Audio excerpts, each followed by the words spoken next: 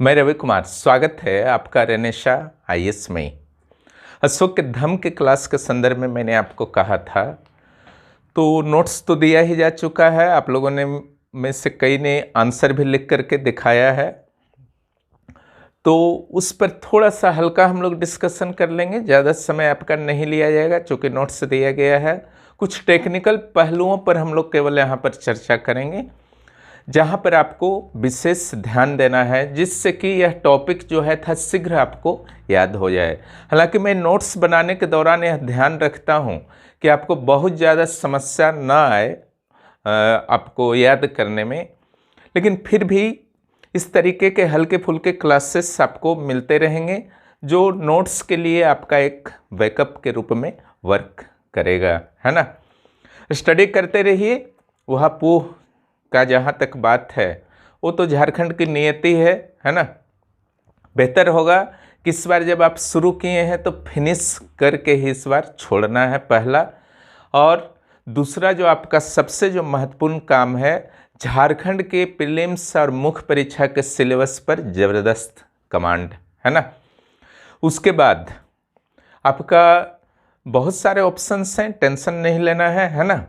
लेकिन पढ़ाई को बार बार रोकना नहीं है, कंटिन्यूटी बहुत ज़रूरी है, ठीक है। जब आपका डेट आएगा तब पढ़ेंगे, तब पढ़ाई नहीं होता है ना। फिर शॉर्टकट में होता है गेस क्वेश्चन, ये क्वेश्चन, वो नहीं। अभी डिटेल पढ़ने का समय है, पढ़िए सारा तनाव को साइड में रख करके।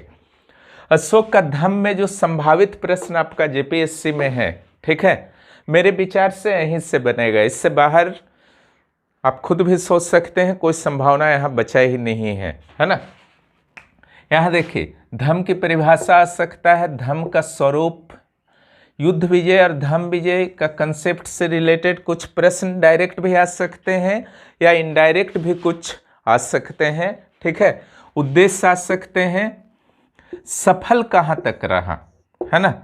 इस ढंग के टेल क्वेश्चंस, प्रचार कैसे किया, टेल क्वेश्चंस में डाला जा सकता है, ठीक है। मेंटली रेडी रहना है। और इन सारे प्रश्नों के पर नियंत्रण के लिए एकमात्र उपाय है, ज़बरदस्त प्रैक्टिस कीजिए, है ना। नोट्स को उतारिए, याद कीजिए, फिर से लिखिए, तरह तरह के प्रश्नों का आंसर लिखिए, भूमिका लिखिए, निष्कर्ष लिखिए, मेन बॉडी पार्ट्स लिखिए, जहाँ मन करता है डिटेल लिखिए, जहाँ मन करता है स्ट्रक्चर भी आप लिख सकते हैं। ये प्रचार का सेक्शन है। धम्म की परिभाषा, है ना। धम्म की परिभाषा का टेंशन क्या लेना है, वो तो अशोक ने खुद ही आपका परिभाषा दे दिया है, ठीक है। क्या परिभाषा दे दिया है? अपासिन्वे बहु ज्ञाने दया दाने सच्चे सोचे माधवे साधवे, है ना। किस अभिलेख में दिया है इसने, है ना। तो इसने यह दिया है दूसरे बृहद शिलालेख में। और इसका ये जो प्रश्न पूछता है वो खुद से कि किंग चू धम्मे, है ना, ये किस बृहद शिलालेख में पूछता है? दूसरे में। उत्तर कहाँ देता है? दूसरा और सातवां में, है ना। अपासिन्वे बहु ज्ञाने दया दाने सच्चे सोचे माधवे साधवे जो है आपका उत्तर कहाँ पर देता है? सातवें और दूसरे दोनों में इसका जिक्र है। यहाँ पर जो आपका है सोचे का एक पवित्रता होता है और माधवे का जो होता है मृदिता होता है। ये दो का याद रखिएगा, है ना। अपासिन्वे, सिन्वे जो है पाप, है ना, पाप कम होना, या फिर बहु ज्ञाने बहु कल्याण, क्लियर। तो वो सब समस्या नहीं है ना। सच्चे एक समस्या है, तो उसका अर्थ पवित्रता होता है, उस पर केयर कर लीजिएगा, क्लियर। तो अगर दूसरा और सातवें अभिलेख को आप परिभाषा में पहले डाल देते हैं, ठीक है, परिभाषा में जो आपको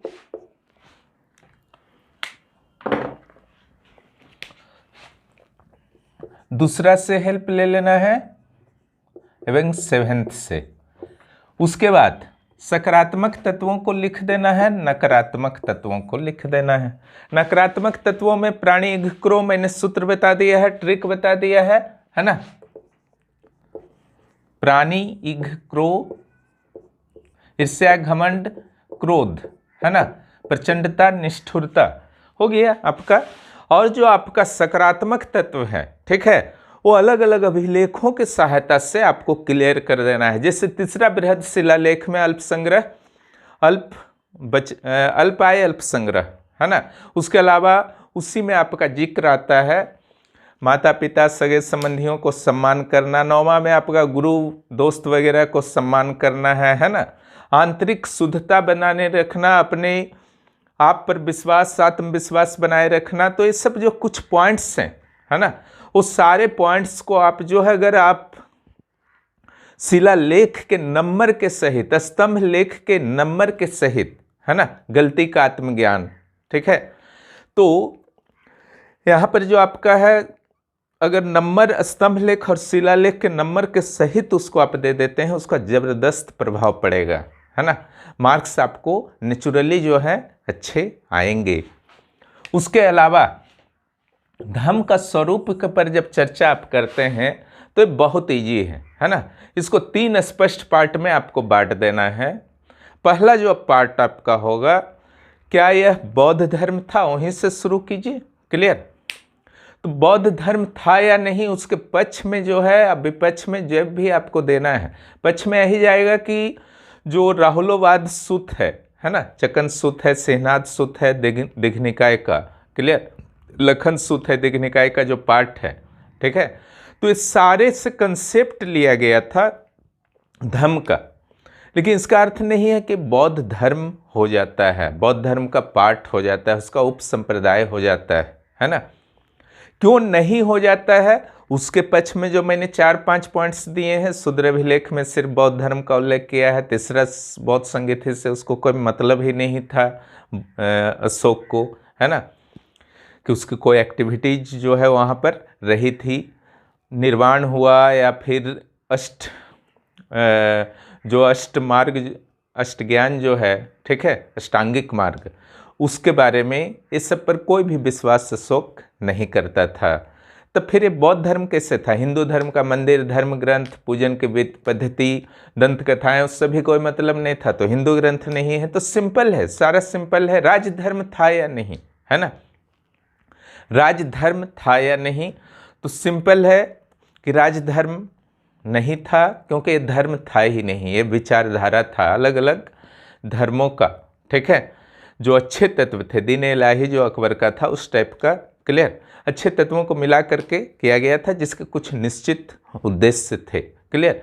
तो जब एक विचारधारा था, तो ये राज्य धर्म कैसे हो जाएगा? राज्य विचारधारा अगर होता तो शायद कुछ एक्सेप्ट भी किया जा सकता था, लेकिन सारे चीज़ों को साक्ष्य पर एक्सेप्ट किया जाता है। कोई भी साक्ष्य ऐसा नहीं मिला है जिससे आप कह सकें कि यह राज धर्म के रूप में था, क्योंकि बहुत कम लोगों ने जो है इस विचारधारा के अनुसार चला, जो हाल दीन इलाही का था।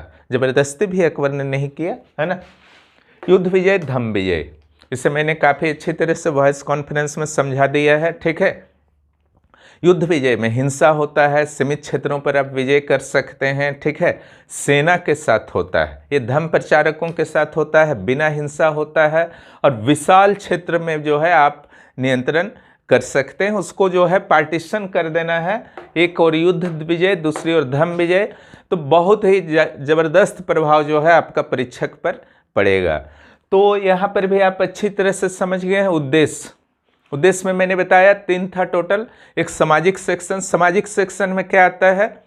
सामाजिक सेक्शन में जो आपका आएगा, जो उस समय आप समझ रहे हैं कि जो मौर्य काल था, तो व्यापार वाणिज्य जो है उस समय विकास हो रहा था। देश विदेश में जो है व्यापार वाणिज्य तीव्रता से वृद्धि कर रहे थे। तो एक नया वाणिज्य और व्यापारियों का वर्ग हुआ, है ना, और यह वर्ग आर्थिक रूप से समृद्ध होने लगा।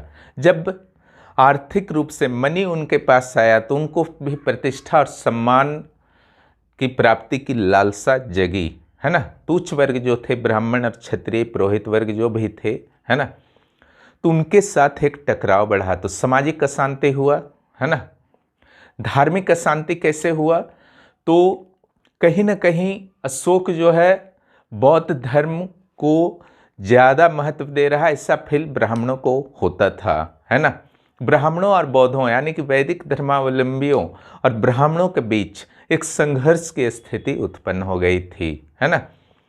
तो एक ऐसा विचारधारा अशोक ने लाया धम्म के माध्यम से, जिससे धार्मिक और सामाजिक भेदभाव को किसी हद तक समाप्त किया जा सके, जिसके कारण एक अशांति सी फैली हुई थी। तीसरा जो आपका आता है पॉइंट, अशोक ने धम्म नामक विचारधारा से अपने साम्राज्य को चिर अस्थायी बनाने का निर्णय लिया था। कैसे? तो वह सार्वजनिक स्थानों पर धम्म लिपियों को खुदवाता था, पत्थर पर खुदवाता था, है ना।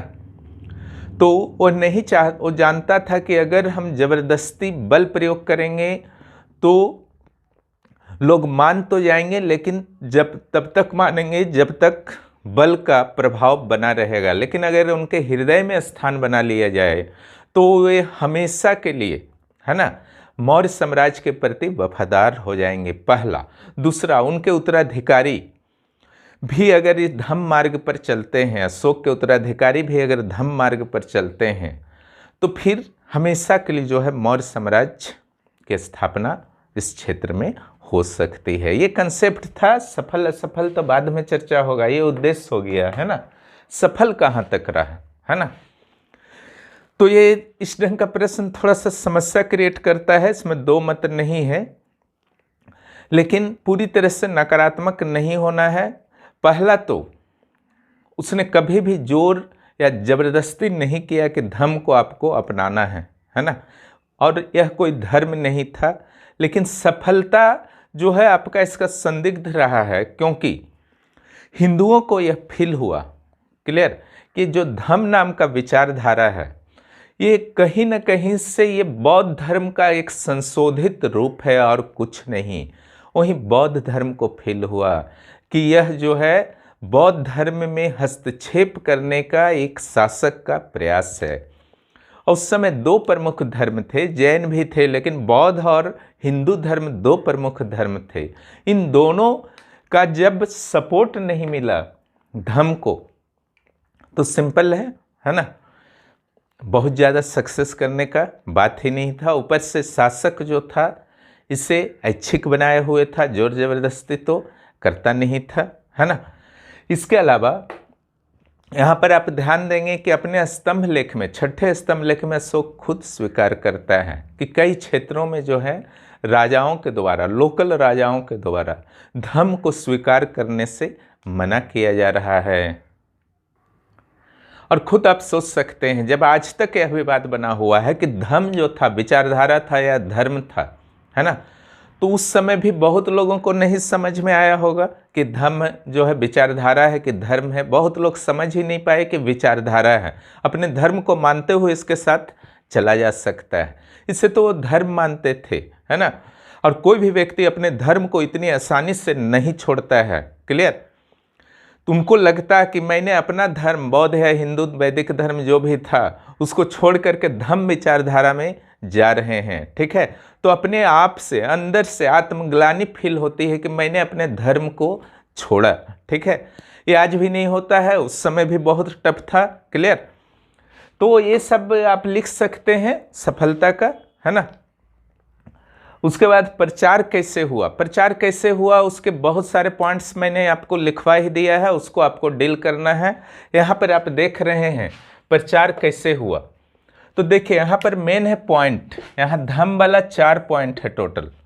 स्मार्ट वे में स्टडी कीजिए, बहुत कम समय में जो है प्रभावी तरीके से आपको याद हो जाएगा। और राइटिंग कीजिए, तुरंत राइटिंग कीजिए, समझने के बाद, याद करने के बाद बिना देखे जरूर लिखिए। देखिए यहाँ पर धम्म यात्रा, धम्म महामात्र, धम्म लिपि, धम्म प्रचारक, 4 धम्म हो गया, क्लियर। उसके अलावा बचता है 3 दिव्य रूपों का दर्शन, लोकपकारी कार्य, राजकीय अधिकारी वर्ग। ये सारा किया गया था। अब इसको डील कैसे करना है, ठीक है, एक बार रीडिंग नोट्स मारिएगा, डील हो जाएगा। यहाँ पर जो मेन पॉइंट है 256 धम्म यात्रा में, है ना, अशोक ने अपने धम्म यात्राओं में समय को बिताया, क्लियर, 256 रातें बिताया, क्लियर। बाकी 1-2 पॉइंट जो है आपको लिखना ही है। धम्म महामात्र यहाँ पर 13 अपने शासन काल के 13वें वर्ष में अशोक ने धम्म महामात्रों की नियुक्ति की, क्लियर। यहाँ बौद्ध धर्म वाले में मैंने बताया है कि शूद्र अभिलेख में ही आपका सिर्फ जो है बौद्ध धर्म का उल्लेख है, और ये जो धम्म महामात्र को भी यहाँ पर जोड़ सकते हैं कि बौद्ध धर्म नहीं था, क्योंकि बौद्ध भिक्षु भी तो काफ़ी थे, है ना। अगर बौद्ध धर्म होता तो उन भिक्षुओं के माध्यम से वो प्रचार करा लेता, लेकिन उसने स्पेशली धम्म महामात्र की नियुक्ति की धम्म प्रचार के लिए, है ना। अपने शासन काल के 13वें वर्ष में धम्म लिपियों यानी कि शिलालेख, स्तंभलेख, ये पत्थरों पर खुदवाता था कि चिर स्थायी रहें, लोग युग युग तक जाने। आज भी आप जान सकते हैं, है ना, कि अशोक के धम्म से संबंधित क्या विचार थे। उन्हीं धम्म लिपियों के माध्यम से संभव हुआ। अगर तत्कालीन समय की बात की जाए तो चौक चौराहों पर उसने धम्म लिपियों को लगवाया। क्लियर। उसके बाद धम्म प्रचारक का लिस्ट तो है काफ़ी लंबा, लेकिन जो 3-4 मैंने लिख दिया है उसको आप जरूर जिक्र कर दीजिएगा कि कौन कहाँ गए थे। पीटी में भी आप रटते हैं इसको, जिसमें महेंद्र और संघमित्रा जो है इंपॉर्टेंट है, जो श्रीलंका गए थे। वहाँ पर राजा तिस को बौद्ध धर्म में दीक्षित किया। ठीक है, देखिए यहाँ पर धम्म और बौद्ध धर्म, ठीक है, गए थे धम्म प्रचार के लिए, विचारधारा के लिए। लेकिन धम्म टाइप का, अगर धम्म टाइप का कोई धर्म रहता तो राजा तिस जो था श्रीलंका का, उसको क्या चीज़ में उन लोग करते, बौद्ध धर्म में न करते, सॉरी धम्म नामक कोई धर्म में करते, लेकिन बौद्ध धर्म में उन्होंने किया। क्लियर था। धम्म जो था कोई धर्म नहीं था, इससे भी आपका क्लियर होता है। इसी राजा तिस की पहचान जो है अशोक से कर दी गई थी शुरुआती दौर में, बाद में क्लियर हुआ नहीं है। देवनागरी होते हुए भी ये अशोक नहीं था। राजकीय अधिकारियों की नियुक्ति, इसका सूत्र है पराया। पराया का जो अर्थ हुआ प्रादेशिक राजुक युक्त, यह कर दीजिए युक्त। प्रादेशिक राजुक युक्त नामक अधिकारियों की नियुक्ति की। लोकोपकारी कार्य बहुत इंपॉर्टेंट है ना, क्योंकि अशोक अपने अभिलेखों में खुद कहता है कि उसने आधे आधे कोस पर प्याऊ का निर्माण किया। प्याऊ मीन्स पानी पीने वाला जो है ना, आज भी देखते हैं पानी पीने का जगह जगह रहता है शहरों में। ये सड़कों के किनारे आधे आधे कोस पर प्याऊ का निर्माण कराया, और कहना था इसका कि यह धम्म प्रचार का एक अच्छा साधन है। इसने सड़क बनवाया, छायादार वृक्ष लगाया। वो वृक्ष जो होते थे मुख्य रूप से फलों के वृक्ष होते थे, कि थके हारे यात्री जो हैं रास्ते में जब चले, व्यापारी जब चलें, तो न सिर्फ उनको छाया मिले बल्कि खाने को फल भी प्राप्त हो और जल भी प्राप्त हो, पीने को। सराय बनवाए ठहरने के लिए, है ना। कल्याणकारी कार्यों का लिस्ट तो उसका लंबा है, ठीक है। न सिर्फ पशु के लिए, न सिर्फ मानव के लिए, बल्कि पशुओं के लिए भी उसके हृदय में दया थी। पक्षियों के लिए भी उसके हृदय में दया थी। पशु पक्षियों की हत्या को सीमित उसने कर दिया था। मानव और पशु दोनों के लिए अलग अलग चिकित्सालयों की स्थापना की थी, है ना।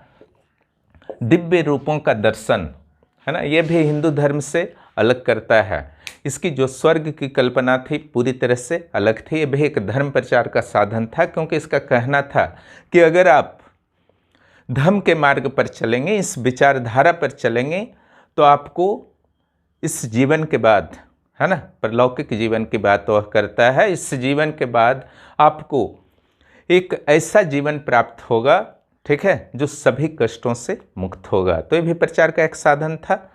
तो सारा सेक्शन को मैंने डिस्कस कर दिया है, बाकी नोट्स में है ही, उसका लाभ उठाइए। कोई भी कन्फ्यूजन होगा आप फिर से मुझे मैसेज करके क्लियर कर सकते हैं। और वीडियो देखने के लिए बहुत बहुत धन्यवाद। जो भी जुड़ना चाहते हैं 9661163344 पर मैसेज कर सकते हैं। जीएस पेपर्स के नोट्स वहाँ पर उपलब्ध हैं, टेस्ट भी रेगुलर चल रहे हैं, उसका लाभ उठाइए। आज समय है अपने आप को मजबूत करने का। क्लियर। ऐसा नहीं कि आपको बहुत लंबा पढ़ना है, 1 साल 2 साल 4 साल, ठीक है, कुछ माह की बात है। उतना मेहनत अगर आप कर लेते हैं तो निश्चित रूप से आपका भविष्य जो है सुरक्षित हो जाएगा। धन्यवाद।